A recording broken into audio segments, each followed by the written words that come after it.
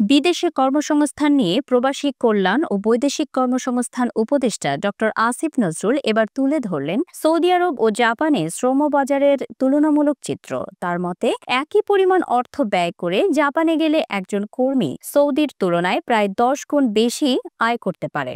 ঢাকায় অনুষ্ঠিত এক আলোচনায় ডক্টর নজরুল বলেন, জাপানে যেতে যে পরিমাণ অর্থ লাগে সৌদি আরবেও প্রায় একই পরিমাণ অর্থ ব্যয় হয়।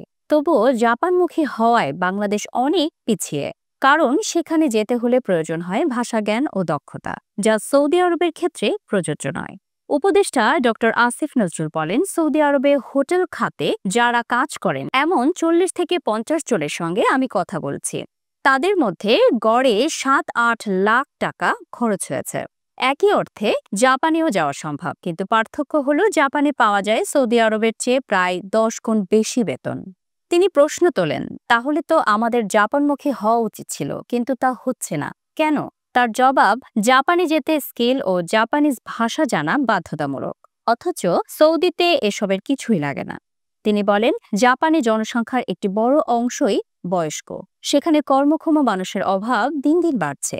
বিয়ে ও সন্তান জন্মে অনাগ্রহের কারণে এই সংকট ভবিষ্যতে আরও বাড়বে। ফলে বিদেশি কর্মীদের চাহিদা দীর্ঘমেয়াদে বেড়েই চলবে।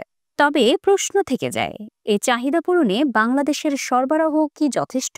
ডক্টর নজরুল বলেন, আমাদের সাপ্লাই বলতে যা বোঝায় তা হলো অদক্ষ শ্রমিক যারা ভাষা শিখতে আগ্রহী নয়। এই বাস্তবতা বদলাতে হবে।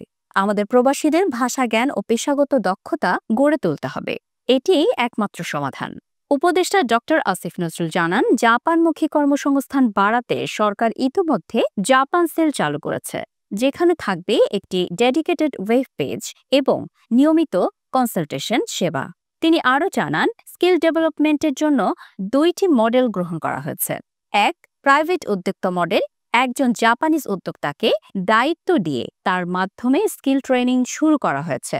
2, বিশ্বস্ত প্রতিষ্ঠান অংশীদার মডেল। আল সুন্নাহ ফাউন্ডেশন সহ কয়েকটি বিশ্বস্ত এনজিওর সঙ্গে যৌথ উদ্যোগে প্রবাসী কল্যাণ ও প্রশিক্ষণ কার্যক্রমের চিন্তা চলছে।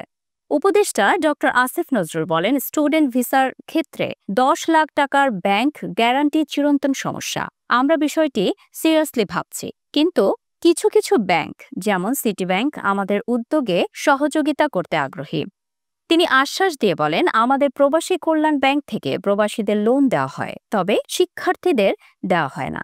আমি আপনাদের কথা দিচ্ছি, আমরা এটা নিয়েও সক্রিয়ভাবে ভাবছি।